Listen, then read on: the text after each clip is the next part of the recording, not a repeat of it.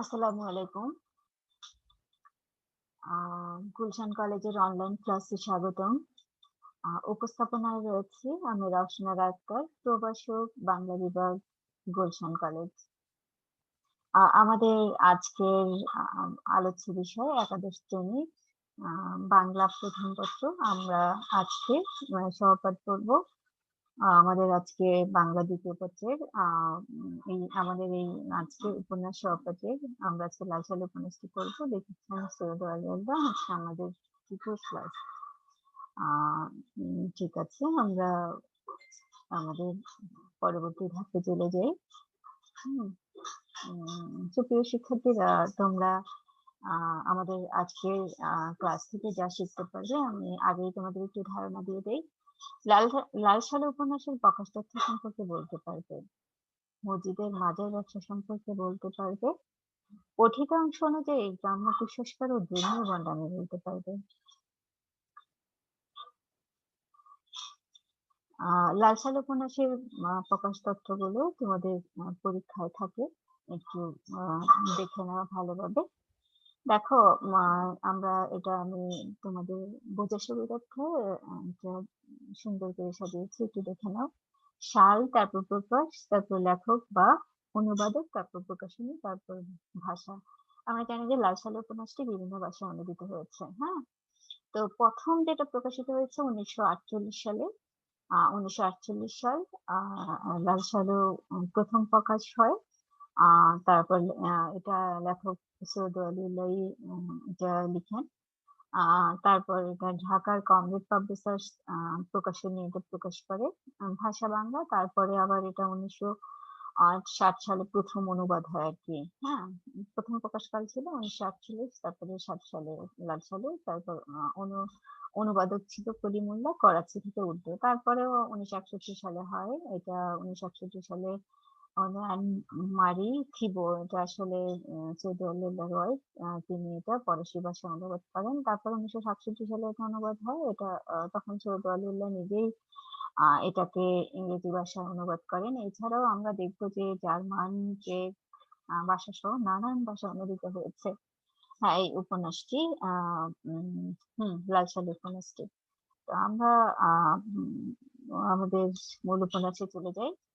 দেখেন, উম হুম আ অন্য অঞ্চল থেকে গভীর রাতে যখন চীন দ্বারা রেলগাড়ি সক্রিয় গতিতে এসে পৌঁছায় এদেশে, তখন হঠাৎ আগাগোড়া তার ধীর গতিতে যখনই লাগে জন করে ওঠে লোহালক্কর।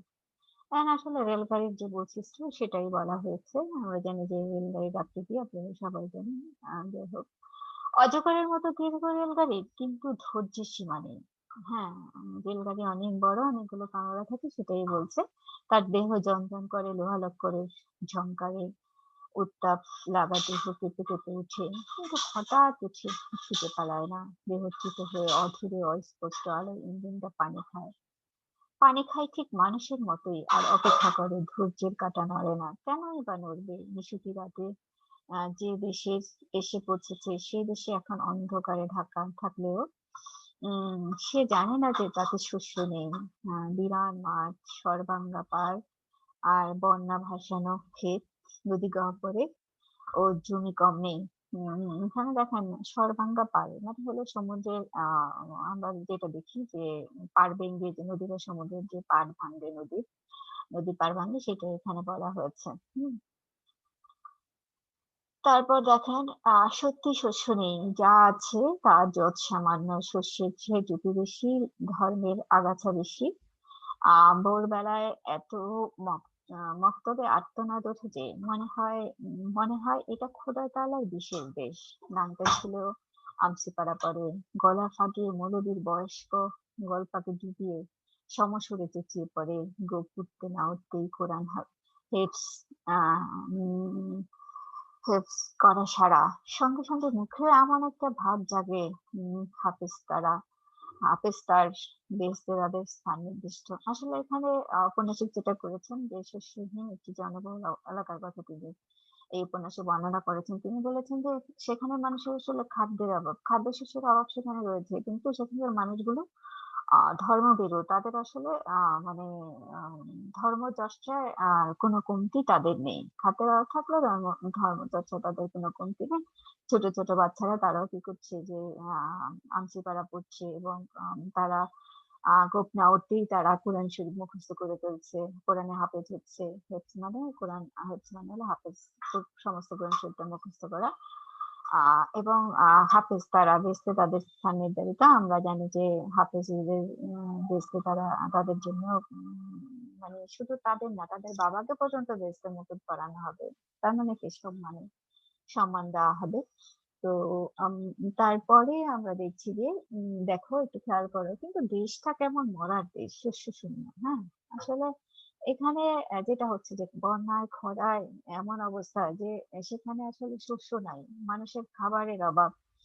কিন্তু ক্ষুধার্ত চোখ ভৈরবাভাপন্ন ব্যক্তি সুখ উদাসীন দুনিয়ার পানি চেয়ে আর হয়ে আসে ক্ষুধার এলেন বুকে বুক ভরে ভরে না তলার পেট শূন্য বলে ক্ষুধার এলেম আসলে ভুক ভরে না তলার পেট শূন্য বলে আসলে পেটে খাবার না থাকলে কি হয় যে কোনো কিছুতেই সেটা অন্য কিছু দিয়ে খাবার ছাড়া সেটাকে কোনো কিছুই ভাল লাগবে না এবং আরবি পড়লেও সেটা কি হবে সেটা পড়া দিয়ে তো আর কি খাবার টা জুটবে না সেটাই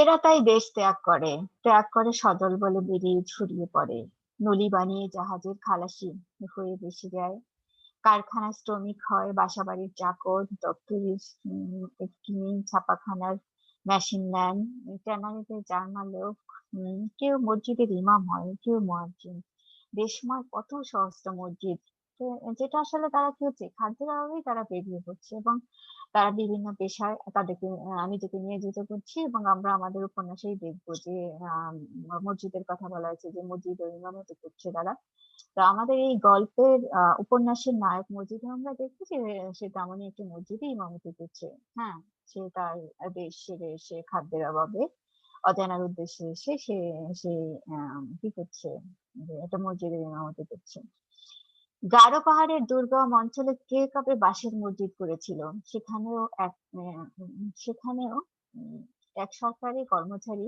সেখানে হয়তো একদিন পায়ে বুট উঠে শিকারে যান আর সে এই দুর্গম অঞ্চলে নীলকণ্ঠের আজান শুনে চমকে ওঠে তো আসলে কি এক সরকারি কর্মকর্তা সে দুর্গম অঞ্চলে যান এবং সেখানে আজানের কণ্ঠ শুনে আজানের ধ্বনি শুনে তিনি চমকে ওঠেন পরে মৌলবীর সঙ্গে সাক্ষাৎ হয় আত্মীয় স্বজন ছেড়ে বনবাসে দিন কাটানোর ফলে লোকটার চোখে মুখে নিঃসঙ্গতার আহ বর্ণ শূন্যতা আপনার দৌলতখানা শিকারী বলে আপনার নাম শুনে মৌলবীর চোখ উজ্জ্বল হয়ে ওঠে তাছাড়া মূর্তি ক্ষুধার দুনিয়ায় চোখের সামনে আলোকিত হয়ে ওঠে আসলে মসজিদ যেটা হয়েছে আমরা জানি যে সে তার কি করেছে খাবারের অভাবেই সে তার দেশ ছেড়ে এসে একটা মানে গারো পাহাড়ের এখানে একটা জায়গায় সে কি করছে যে হম ইমামতি করছে বাড়ির কথা বলতে গিয়ে হঠাৎ মৌলবীর মনে স্মৃতি জাগে কিন্তু সংযত হয়ে বলে এবারে লোকদের মধ্যে খোদা তাআলার আলোর অভাব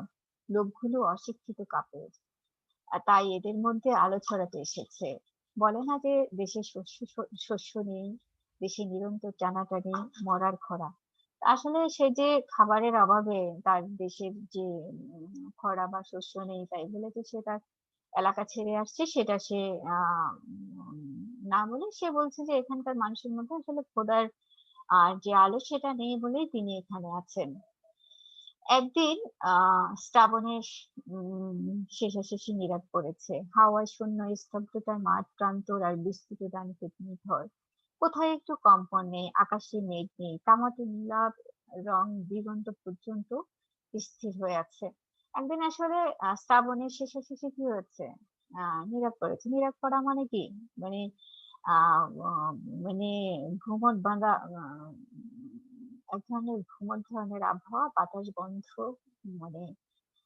গরম এই তখনই কি হয়েছে মানে নিথর ধান গুলো নিথর বাতাস না থাকলে আসলে যা হয় আর কি হ্যাঁ একেবারে স্তব্ধ হয়ে আছে সব এমন দিনে লোকেরা ধান খেতে নৌকা নিয়ে বেরোয় ডিঙ্গিতে দুজন করে সঙ্গে কোচ জুতি বিস্তৃত ধান ক্ষেতের এক প্রান্তে তাহের ও কাদের আছে এমন দিনে আসলে লোকজন কি হয় আসলে তারা মাছ ধরার জন্য কোচ নিয়ে বের হয়। ২ জন প্রতিটা কোচে থাকে। মানে ২ জন করে নৌকা নিয়ে বের হয় এবং তারা মাছ শিকার করে। এমন সময় ঘুরতে তাদের নৌকা মতিগঞ্জের উম উম সড়কটার কাছে এসে পড়ে। তাদের পেছনে বসে তেমনই নিষ্পলক দৃষ্টিতে চেয়ে আছে তাদের তাহেরের পানে তার আঙ্গুলের ইশারার জন্য। হঠাৎ এক সময় দেখে তাহের সড়কের পানে চেয়ে কি দেখছে, চোখে বিস্ময়ের ভাব। সেও সেদিকে তাকায়, দেখে মতিগঞ্জের সড়কের ওপারেই একটি অপরিচিত লোক আকাশের পানে হাত তুলে মোনাজাতের ভঙ্গিতে দাঁড়িয়ে আছে। শীর্ণ মুখে কগাছি দাড়ি, চোখ নির্মিলিত, মুহূর্তের পর মুহূর্ত কাটে। লোকটির চেতনা নেই, নীরব পড়া আকাশ যেন তাকে পাথরের মূর্তিতে রূপান্তরিত করেছে। আসলে এমন সময় তারা ২ ভাই তাহের ও কাদের মতিগঞ্জের মানে তারা নীরব পড়া ইতে তারা মাছ শিকার করছে। এমন সময় তাহের মানে উম করছে যে আঙ্গুলে মানে সে করছে যে মতিগঞ্জের সড়কের দিকে তাকিয়ে দেখছে যে একজন লোক সে মানে নীরব পড়া মানুষের নীরব পড়া ইয়ের মতোই করেই সে কি করছে ২ হাত তুলে আকাশের পানে তাকিয়ে আছে। তো আসলে এখানেই আসলে আমাদের এই উপন্যাসের নায়কের আরকি মতিগঞ্জে আগমন আরকি। মহম্মদনগরের যে আগমন তার আরকি এটা এখান থেকেই শুরু।